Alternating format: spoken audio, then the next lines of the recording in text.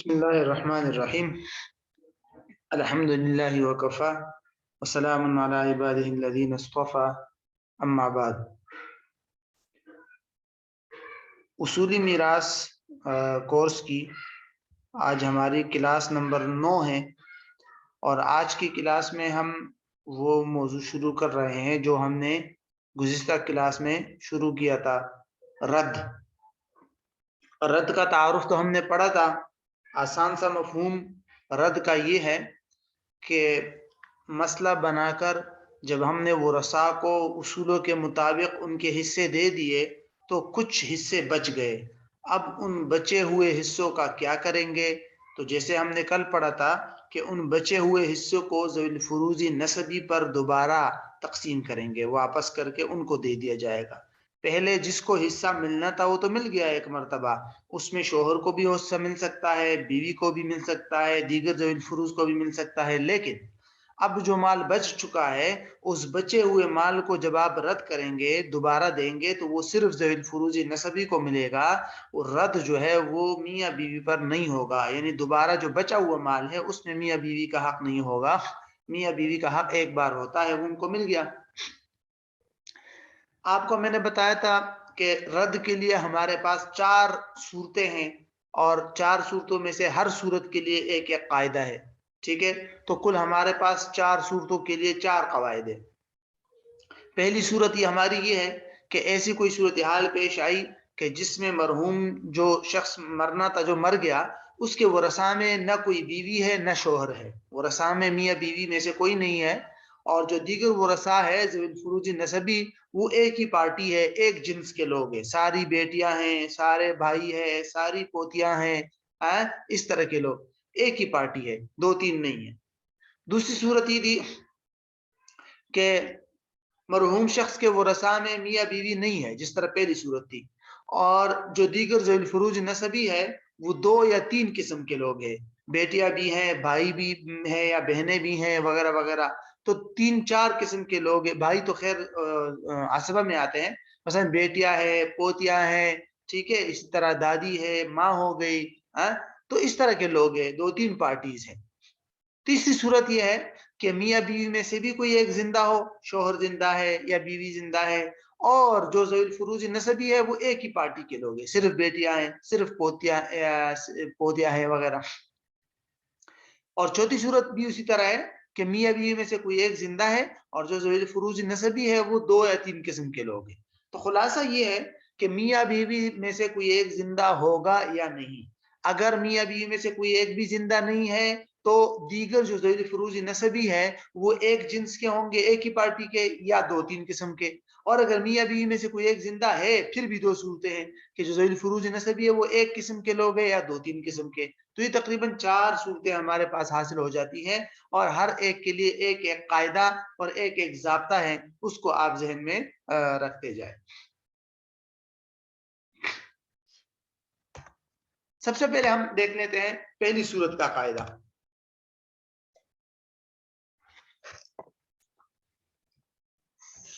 پہلی صورت ہم نے کیا پڑھی تھی کہ مرحوم کے ورثاء میں میاں بیوی میں سے کوئی ایک بھی نہ ہو، اور جو ذوی الفروض نسبی ہے یعنی میاں بیوی کے علاوہ جو لوگ ہیں وہ ایک ہی جنس کے ہیں، ایک ہی پارٹی کے ہیں، ٹھیک ہے؟ تو ایسی صورت میں ایک ہی قاعدہ ہے، وہ قاعدہ کیا ہے کہ مسئلہ ورثاء کے رؤوس سے بنے گا، ورثاء جتنے افراد ہیں ان افراد کے سروں کے مطابق مسئلہ بنے گا اور سارا ترکہ اسی کے مطابق تقسیم ہوگا۔ مثال دیکھیے، ایک شخص مرا، اس کی 2 بیٹیاں ہیں، اب میاں بیوی میں سے کوئی نہیں ہے ورثاء میں، اور جو میاں بیوی کے علاوہ ورثاء ہے وہ ایک ہی پارٹی ہے کہ نہیں؟ ایک ہی پارٹی، ساری بیٹیاں ہی ہیں۔ تو یہاں بیٹیاں کتنی ہیں؟ 2 ہے، تو 2 سے مسئلہ بنا دیں گے، سارا ترکہ 2 حصوں میں تقسیم کر کے ایک اس کو دے دیا، ایک اس کو دے دیا۔ ایک ہی اصول ہے، اگر 3 بیٹیاں ہو گئی تو 3 سے مسئلہ بنے گا، سارا ترکہ، سارا مال 3 حصوں میں تقسیم ہوگا۔ 4 بیٹیاں ہیں تو 4 سے، 5 بیٹیاں ہیں تو 5 سے، ٹھیک ہے؟ اب یہاں آپ کہیں گے یہاں رد کیسے ہوا؟ رد تو ہوا نا، اگر آپ اس کو اصول کے مطابق تقسیم کریں گے، ذرا یہ جو آپ کے سامنے صورت ہے اس کو ختم کیجئے، اور ویسے 2 بیٹیاں ہوں تو ان کو کتنا ملتا ہے؟ ثلثان ملتا ہے نا، दो बेटियां हो तो उनको कितना मिलता है, सुलुसान। तो सुलुसान कम से कम 3 से निकल सकता है। तो मिसाल के तौर पर हम अगर यहाँ 3 से मसला बनाएंगे, 3 में से सुलुसान इन दोनों को दे दिया, एक एक बेटी को और एक इस बेटी को, तो एक बच जाएगा ना। अब वो एक बच गया, तो एक जब बच गया तो वो एक दोबारा इन पर तकसीम करना है, तो रद्द हो गया ना, ये मसला रद्दिया हो गया। तो जब मसला रद्दिया है तो इतना लंबा काम करने के बजाय कि पहले 3 से मसला बनाए, एक इसको दे दे, एक इसको दे दे, फिर एक जो बचा वो भी दोनों में तकसीम करे, उसके बजाय डायरेक्टली इन दोनों के रूस से मसला बनाओ कि भाई 2 अफराद है, बस 2 से मसला बना दिया, 3 अफराद है तो 3 से, 4 है तो 4 से। यही हालत जो है वो पोतियों की भी है। अगर सिर्फ पोतियां हैं तो ये उस सूरत में है कि सिर्फ एक जिन्स के लोग हैं। यहाँ देखिए सिर्फ बेटियां हैं, या सिर्फ पोतियां हो, या सिर्फ बहनें हैं, या इस तरह की सूरत हाल जिसमें सिर्फ एक ही पार्टी हो, तो वहां पर मसला फिर उनके रूस से बनता है। तो ये है पहला कायदा, पहली सूरत से मुताल्लिक, बिल्कुल आसान है। दूसरा कायदा दूसरी सूरत से मुताल्लिक, दूसरी सूरत हमने क्या पढ़ी थी, पहले वो सूरत समझिए आप। सूरत ये थी कि वो रसा में मियाँ बीवी में से कोई ना हो, जिस तरह पहली सूरत थी, और मियाँ बीवी के अलावा जो ज़वील फुरूजी नसबी है वो 2 या 3 किस्म के लोग हैं, 2 या 3 किस्म की पार्टीज है। ठीक है, ये सूरत है। अब इस सूरत में कायदा समझे आप। कायदा ये है कि ऐसी सूरत में वरसा के सिहाम से मसला बनेगा, रूस से नहीं। यहाँ पर वरसा के सरों से मसला बनाया था, रूस से, जबकि दूसरी सूरत के अंदर वरसा के सिहाम से और हिस्सों से मसला बनेगा। इसको समझना है आपने। पहले जरा देखिए, आपके सामने मैंने ये मिसाल दी है कि एक है दादी और एक है अखियाफी बहन। यहाँ मियाँ बीवी में से कोई नहीं है, और ज़वील फुरूज़ी नसबी जो है वो 2 किस्म के लोग हैं, दादी भी है, अखियाफी बहन भी। तो ये हमारी दूसरी सूरत है कि नहीं, कि ज़वील फुरूज़ी नसबी 2 किस्म के लोग हैं। इसी तरह यहाँ आइए, इधर एक माँ है और अखियाफी बहन है, तो यहाँ पर भी मियाँ बीवी नहीं है, और ज़वील फुरूज़ी नसबी जो है वो 2 किस्म के लोग हैं, माँ है और अखियाफी भाई है ना। अब ये दूसरी सूरत हो गई। तो जब दूसरी सूरत है तो यहाँ आपने मसला किससे बनाना है, उनके सिहाम से बनाना है मसला। सिहाम से कैसे, पहले आप यूं करेंगे ना कि सही उसूलों के मुताबिक सबसे पहले आपने मसला बनाना है, ठीक है, और फिर जिसको जितना मिला सारा तरका उन्हीं सिहाम के मुताबिक तकसीम होगा। मिसाल, दादी है और अखियाफी बहन, तो दादी को सुदुस मिलता है ना, छठा हिस्सा, और अखियाफी बहन भी जब एक हो अकेली, अगर आपको याद है माँ शरीक बहन, तो उसको भी सुदुस मिलता है। अब 2 सुदुस जमा हो गए, तो सुदुस कम से कम किससे निकल सकता है, 6 से। तो हमने मसला 6 से बनाया, एक हमने दादी को दे दिया, एक अखियाफी बहन को। इस 6 में से कितने बाकी बच गए, 4। अब उन 4 को इन दोनों पर रद्द करना है ना, तो उसके बजाय हमने क्या करना है, इन दोनों के सिहाम से मसला बना दिया कि 6 में से एक इसको मिला था, एक इसको मिला था ना, तो एक और एक 2। अब हमने 2 से मसला बना दिया, सारा माल 2 हिस्सों में तकसीम करेंगे और एक हिस्सा दादी को दे देंगे, एक अखियाफी बहन को, तो बस वो जो 4 रह गया था वो खुद ब खुद बीच में जम हो जाएगा।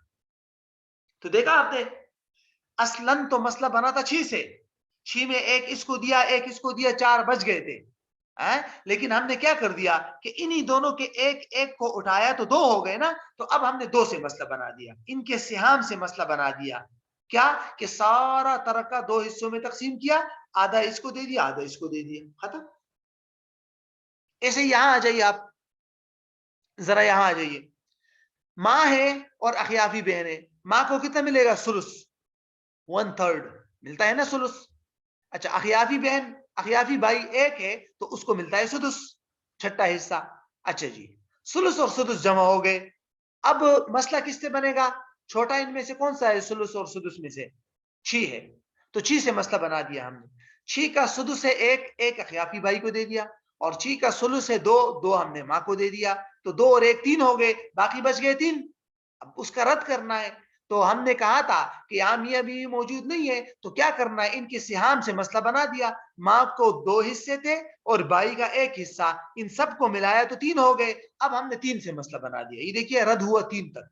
सारा माल अब 6 के बजाय 3 पर तकसीम होगा, और उन 3 में से 2 माँ को मिलेगा और 1 भाई को।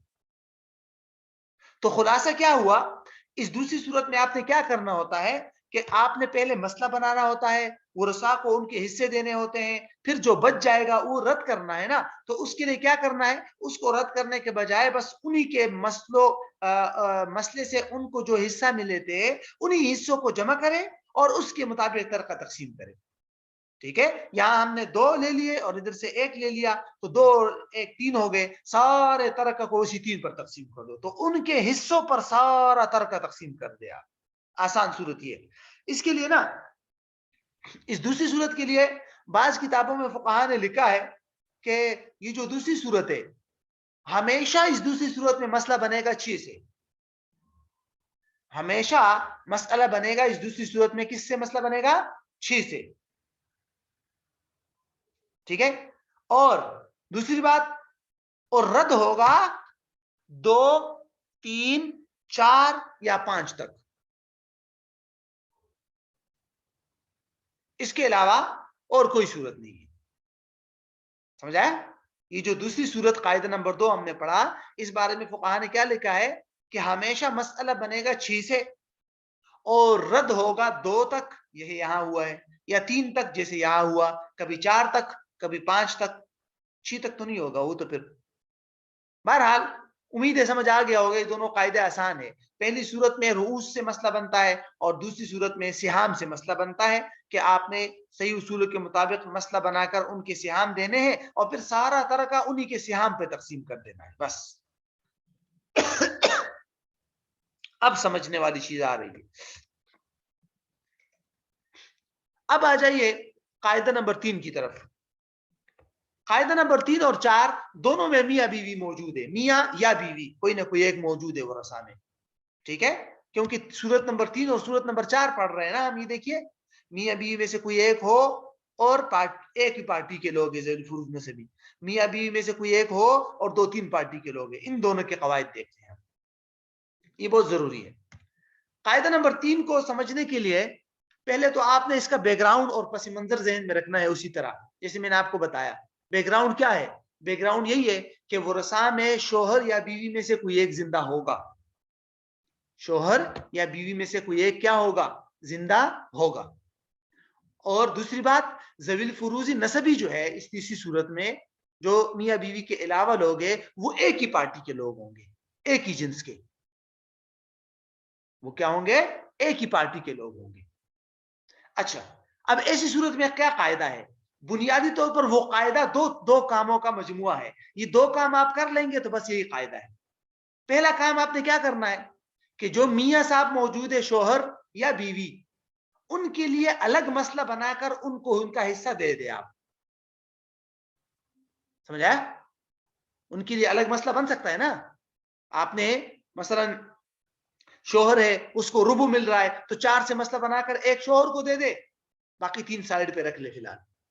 یا اگر بیوی ہے اور اس کو سمن مل رہا ہے تو آپ نے 8 سے مسئلہ بنا کر ایک بیوی کو دے دیا اور باقی 7 سائڈ پہ رکھ دیے. 7. سمجھ آیا؟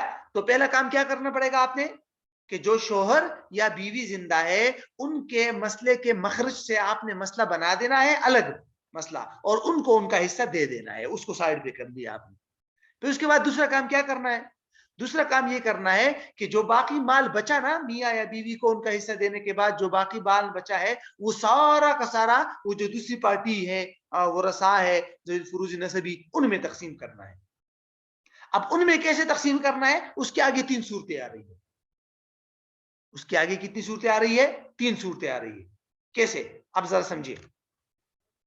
پہلی صورت کیا ہوگی؟ کہاں چلی ہے؟ ہاں, پہلی صورت یہ ہوگی کہ جب آپ نے شوہر یا بیوی کے لیے الگ مسئلہ بنا کر اس کا حصہ الگ کر کے دے دیا تو باقی جو مال تھا وہ سارا دیگر ورثاء پر ٹھیک ٹھیک تقسیم ہو گیا. تو بس ٹھیک ہے, ان کو دے دو. یہ دیکھیے آپ کے سامنے مسئلہ ہے. ایک یہ اس صورت کی مثال ہے. ٹھیک ہے, ایک منٹ میں آپ کو دوبارہ سمجھاتا ہوں. اچھا, 2 کام کرنے تھے. ٹھیک ہے, پہلا کام کیا کرنا تھا کہ شوہر یا بیوی ہے ان کے لیے الگ مسئلہ بنا دینا ہے, ان کو سائڈ پہ کرنا ہے. اور دوسرا جو مال بچ گیا وہ دیگر ورثاء کو دینا ہے. اب دیگر ورثاء کا مطلب یہ ہے کہ جو ذوی الفروج نسبی ہے نا ایک ہی پارٹی اس کو دینا ہے. اگر ان پر مال تقسیم ہو گیا ٹھیک ٹھیک تو ٹھیک ہے, اگر ٹھیک تقسیم نہیں ہو رہا کچھ گڑبڑ ہو رہی ہے تو اس کے لیے پھر آگے توافق تداخل کے جو نسبتیں ہم نے پڑھی تھی اس کو مد نظر رکھنا پڑتا ہے. اب ذرا دیکھیے اس کو. پہلی صورت یہ بنے گی کہ میاں بیوی کے لیے الگ مسئلہ بنا کر جب ان کو ہم نے ان کا مسئلہ حصہ دے دیا ٹھیک ہے تو باقی مال دیگر ورثاء پر جو ایک پارٹی کے لوگ ہیں ذوی الفروج نسبی ان پر ٹھیک ٹھیک تقسیم ہو گیا. وہ صورت یہ ہے. ذرا مثال دیکھیے آپ. زینب کا انتقال ہوا, اس کے ورثاء میں ایک ہے شوہر اور 3 بیٹیاں ہیں. ایک ہے شوہر اور 3 ہیں بیٹیاں. ٹھیک ہے نا. پہلے تو آپ نے عام اصولوں کے مطابق مسئلہ بنانا ہے. عام اصولوں کے مطابق ٹھیک ہے. عام اصولوں کے مطابق جب ہم مسئلہ بنائیں گے تو کیسے بنائیں گے کہ شوہر اولاد موجود ہو تو شوہر کو ملتا ہے ربو. ٹھیک ہے جی ربو. اور بیٹیاں 3 ہیں تو ان کو ملتا ہے ثلثان. ٹھیک ہے جی ان کو ملے گا ثلثان. صحیح ہے, اتنا سمجھ آ گیا. اب ربو جب ثلثان کے ساتھ آ جائے تو مسئلہ کس سے بنتا ہے 12 سے. ہم نے مسئلہ 12 سے بنا دیا. 12 کا ربو کیا ہے 3 شوہر کو دے دیا اور 12 کا ثلثان کیا ہے 2/3 8 ان کو دے دیا. 8 اور 3 کتنے ہو گئے 11. ایک بچ گیا. اب وہ جو ایک بچ گیا اسی سے ہمیں پتہ چل گیا کہ او یہ مسئلہ تو ردیہ ہے. اب ہم نے یہ قاعدہ اپلائی کرنا ہے. تو قاعدہ کے اپلائی کرنے کے لیے آپ نے کیا کرنا ہوگا. قاعدہ اپلائی کرنے کے لیے آپ نے کیا کرنا ہوگا. میں نے آپ کو بتایا تھا کہ پہلے آپ نے شوہر صاحب کے لیے یہاں الگ مسئلہ بنانا ہے. شوہر صاحب کے لیے جب ہم نے یہاں الگ مسئلہ بنایا تو ربو کم از کم کس سے نکل سکتا ہے 4 سے ہے نا. تو 4 سے مسئلہ بنا کر ایک ہم نے شوہر کو دے دیا باقی بچے 3. تو یہ بیٹے بھی 3 ہیں تو ہر ایک وہ باقی ان تینوں بیٹیوں کو دے دیا. ختم. دیکھا آپ نے 4 سے مسئلہ بن جائے گا. یہ دیکھیے 4 سے مسئلہ بنایا ایک شوہر کو دے دیا شوہر کے لیے الگ مسئلہ بنا کر. اب 3 بچ گئے 3 باقی تینوں بیٹیوں کو آسانی سے تقسیم ہو جائے گا. وہ ان کو دے دو تو بس ختم. خود بخود رد ہو جائے گا. سمجھ آ گیا. تو یہ ہے قاعدہ اپلائی کرنے کا طریقہ کہ پہلے میاں یا شوہر یا بیوی جو بھی زندہ ہے اس کے لیے الگ مسئلہ بنا کر ان کو ان کے حصہ دے دو. جیسے شوہر کے لیے ہم نے 4 سے مسئلہ بنا کر ایک دے دیا اس کو سائڈ پہ کر لیا. باقی بچے 3 وہ 3 ان تینوں پر برابر برابر تقسیم ہو گیا. اگر وہ باقی ان تینوں پر برابر برابر تقسیم نہیں ہو رہا تو اب دوسری صورت آ رہی. ٹھیک ہے. دوسری صورت یہ ہے کہ باقی مطلب شوہر یا جس کو بھی جو حصہ دینا تھا وہ دے دیا اور اس سے جو مال بچا وہ دیگر ورثاء پر برابر برابر تقسیم نہیں ہو رہا. تو ایسی صورت میں پھر دیکھا جاتا ہے ایسی صورت میں اگر دیکھا جائے گا کہ جو مال بچا ہے وہ اور جو ورثاء ہے وہ ان کے عدد رؤوس میں کیا نسبت ہے.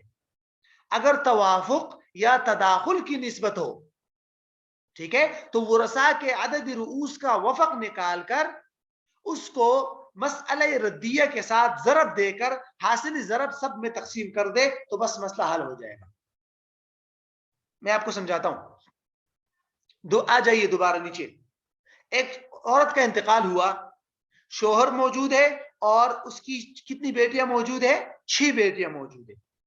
6 بیٹیاں ٹھیک ہے نا 6 بیٹیاں موجود ہے. اچھا جی مسئلہ ردیہ ہے اسی طرح کیونکہ شوہر کو ملتا ہے 12 سے اگر مسئلہ بنائیں گے 3 ملے گا شوہر کو 8 ملیں گے ان کو تو ایک بچے گا تو پتہ چلے کہ مسئلہ ردیہ ہے. تو ہم نے سب سے پہلے وہی 2 کام کرنے ہیں. پہلا کام کیا کرنا ہے شوہر کے لیے الگ مسئلہ بنا دیا 4 سے. تو جب یہ دیکھیے 4 سے مسئلہ بنا کر ایک ہم نے شوہر صاحب کو دے دیا نا ایک باقی بچے 3. یہ دیکھیے 3. اب یہ 3 ان 6 بیٹیوں پر برابر تقسیم نہیں ہو رہا. یہ سارا 3 ان 6 بیٹیوں کو دینا چاہیے تھا لیکن 3 تو 6 میں تقسیم نہیں ہو رہا. اب ہم نے کیا کرنا ہے دیکھنا ہے کہ یہ جو مال بچا ہے 3 اور یہ جو بیٹیاں ہیں بیٹیوں کی تعداد ہے ان میں آپس میں کیا نسبت ہے. تو 3 اور 6 میں آپس میں کیا نسبت ہے آپ مجھے بتائیں گے. تداخل ہے. تداخل ہے کہ نہیں. کیوں 3 جو ہے وہ 2 بار آ کر 6 تک پہنچ جاتا ہے تو یہ تداخل ہو گیا. ٹھیک ہے تو یہ کیا ہو جائے گا تداخل ہو جائے گا نا کہ 3 جو ہے وہ 3 2 بار آ کر 6 تک پہنچتا ہے تداخل ہے. تو اب ہم یہی صورت اس میں بھی ہوگا جب توافق ہوگا، یعنی اس حصوں میں اور اس بیٹیوں کے رؤوس میں اگر توافق ہوگا تو بھی یہی اصول چلے گا. کیا اصول چلے گا؟ کہ بیٹیوں کا وفق نکالیں گے ہم. بیٹیوں کا وفق کیا ہے یہاں؟ 2. کیوں 2 ہے؟ کیونکہ 3 جو ہے وہ 2 بار آ کر 6 تک پہنچ رہا ہے، تو 6 کا وفق کیا ہو جائے گا؟ 2 ہو جائے گا نا، 2 ہو جائے گا. اچھا جی، اب آپ نے اسی وفق کو اٹھانا ہے. وہ وفق جب آپ نے اٹھا لیا، 2 پکڑ لیا ہم نے، تو اس کو اٹھا کر وہ جو شوہر کے لیے آپ نے جو مسئلہ بنایا تھا 4 سے، اس کے ساتھ ضرب دے دے تو بس حاصل جو نکلے گا اسی سے سب کو حصہ مل جائے گا.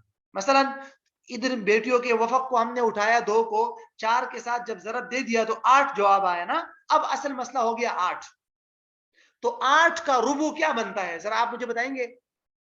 8 کا ربع کیا بنتا ہے؟ 4 کا ربع 1، 8 کا ربع 2، تو 2 ہم نے شوہر کو دے دیا، باقی بچے 6، تو وہ 6 بیٹیوں کو دے دو، بس برابر برابر تقسیم ہو جائے گا. خلاصہ سمجھ آیا دوسری صورت کا؟ وہی 2 کام کرنے ہیں آپ نے. دوبارہ بتاتا ہوں میں، پہلے شوہر کے لیے الگ مسئلہ بنانا ہے، 4 سے مسئلہ بنا دیا، 1 شوہر کو دے دیا، باقی بچے 3. اب اس 3 میں اور باقی ورثاء کے رؤوس میں نسبت دیکھنی ہے. تو جب ہم اس باقی ماندہ مال میں اور بیٹیوں کے رؤوس میں دیکھا، اگر توافق یا تداخل کی نسبت ہو تو اس رؤوس کا وفق نکالیں گے. وفق کس کو کہتے ہیں؟ میں نے آپ کو پہلے بھی بتایا تھا، ٹھیک ہے، کہ وہ جو عدد جتنی بار اس تک پہنچ رہا ہے وہ، تو 3 2 بار آ کر 6 تک پہنچ رہا ہے تو 2 لے لیا ہم نے. اس وفق کو اٹھا کر یہاں اس مسئلے کے ساتھ ضرب دیں گے جس کے ساتھ آپ نے شوہر کے لیے مسئلہ بنایا تھا. وہ پرانے مسئلے میں نہیں، 12 میں نہیں، 4 میں. ٹھیک ہے، تو 4 میں جب آپ نے 2 کے ساتھ ضرب دے دیا تو 8 جواب آیا. اس 8 سے آپ سب کو حصہ دے دے، تو 8 کا ربع شوہر کو دے دیا 2، باقی بچے 6 وہ بیٹیوں کو دے دیا. سمجھ آیا؟ یہ دوسری صورت ہے. تیسری صورت بھی بالکل اسی طرح ہے. اس میں فرق یہ ہے کہ باقی ماندہ مال اور بیٹیوں کے رؤوس میں نسبت ذرا تباین کی ہوگی. ٹھیک ہے، اگر شوہر کو ان کا حصہ دے دیا یا بیوی کو، باقی جو مال بچا ہوا تھا اس میں اور جو ورثاء تھے ان کے رؤوس میں نسبت ہے تباین کی. 3 اور 5 میں کیا نسبت ہے؟ تباین ہے نا، کوئی توافق یا تداخل نہیں ہے. 3 اور 5 میں تباین ہے. تو ایسی صورت میں بیٹیوں کے رؤوس کے وفق کو نہیں لیں گے آپ، مکمل رؤوس کو پکڑیں گے آپ. تو مکمل رؤوس کو پکڑ کر آپ نے اسی مسئلے میں ضرب دینا ہے اور جو حاصل ہوگا وہ آپ نے تقسیم کرنا ہے. مثال دیکھیے، یہاں ایک آدمی کا انتقال، آدمی نہیں شوہر، یہاں زینب ہونا چاہیے، عورت کا انتقال ہوا، شوہر زندہ ہے، 5 بیٹیاں. شوہر کو ملے گا ربع، بیٹیوں کو ملے گا ثلثان. 12 سے اگر مسئلہ بنائیں گے تو 3 اور 8 تو 11 بنیں گے، 1 بچے گا. تو ہم نے اب شروع سے قاعدہ اپلائی کرنا ہے. قاعدہ کیا اپلائی کرنا ہے؟ سب سے پہلے شوہر کے لیے الگ مسئلہ بنا دیا 4 سے. تو جب 4 سے الگ مسئلہ بنایا تو شوہر کو 4 میں سے 1 دے دیا، باقی بچے 3. اب وہ 3 ہم نے ان 5 بیٹیوں کو دینا ہے، لیکن 3 تو 5 بیٹیوں پر برابر تقسیم نہیں ہو رہا. 3 میں اور 5 میں تباین ہے، بالکل کانفیکشن ہے، ضد ہے. ٹھیک ہے، تو اب ہم نے مکمل بیٹیوں کے رؤوس کو پکڑنا ہے. وہ کیا ہے؟ 5. اس 5 کو لے کر یہاں اس 4 کے ساتھ ضرب دینا ہے. وہ جو شوہر کے لیے ہم نے مسئلہ بنایا تھا اس کے ساتھ ضرب دینا ہے. 5 کو جب 4 سے ضرب دیا تو جواب آیا 20. اب یہی 20 تقسیم کر دو آپ. کیسے؟ اس کو تقسیم کرنے کا ایک طریقہ، آسان طریقہ تو یہی ہے کہ شوہر کو ملتا تھا ربع، تو 20 کا ربع ہے 5، تو وہ شوہر کو دے دو. اب باقی جو بچے 15 تو 15 باقی بیٹیوں کو دے دو. 5 بیٹیوں کو 5 3 15 3 3 کر کے. آسان طریقہ ہے نا یہ. بعض علماء اور بھی طریقے نکالتے ہیں لیکن وہ الگ ہے. بہرحال یہی طریقہ آسان ہے کہ اس کل رؤوس کو اٹھا کر یہاں اس کے ساتھ ضرب دے دے تو جو جواب آئے گا. اب کل مسئلہ یہ ہوگا، یعنی کہ 20 سے اب مسئلہ بنے گا، 20 میں سے 5 شوہر کو ملے گا ربع، اور جو باقی بچے ہیں وہ بیٹی کو دے دیں گے. آپ برابر برابر تقسیم ہو جائے گا. یہ ہے قاعدہ نمبر 3 کا خلاصہ. میں دوبارہ آتا ہوں یہاں شروع سے کی طرف. قاعدہ نمبر 3 کا تعلق کس کے ساتھ تھا؟ کہ میاں بیوی میں سے کوئی ایک زندہ ہو اور ان کے علاوہ جو دیگر لوگ ہیں وہ ایک جنس کے لوگ ہیں، ایک ہی پارٹی کے لوگ ہیں. ٹھیک ہے، تو 2 کام کرنے پڑیں گے. میاں یا بیوی جو بھی زندہ ہے اس کے لیے الگ سے مخرج بنا کر ان کا حصہ دے دے آپ. اب جو مال بچا ہے وہ باقی ورثاء کو دینا ہے. اگر وہ بچا ہوا مال باقی ورثاء کو برابر برابر مل گیا تو ٹھیک ہے پہلی صورت. اگر برابر برابر نہیں ملا گڑبڑ ہو رہی ہے تو پھر توافق یا تداخل کی نسبت ہو تو ہم نے کیا کرنا ہے وہ جو دیگر ورثاء ہے ان کے رؤوس کا وفق اٹھا کر اس میاں بیوی والے مخرج کے ساتھ ضرب دینا ہے تو بس مسئلہ بن جائے گا. ٹھیک ہے. اور اگر تباین کی نسبت ہے تو پھر آپ نے کل رؤوس کو پکڑنا ہے باقی ورثاء کے اور اس کو میاں بیوی والے مخرج کے ساتھ ضرب دینا ہے تو بس مسئلہ بن جائے گا. مثالیں میں نے آپ کو دکھا دی پہلی صورت کی بھی دوسری صورت کی بھی اور تیسری صورت کی بھی. ٹھیک ہے. قاعدہ نمبر 4 سے پہلے آپ کا اگر ذہن میں وہ کچھ یہ والا سمجھ نہیں آیا دوسری صورت تو آپ مجھ سے پوچھیے میں آپ کی آڈیوز آن کرتا ہوں.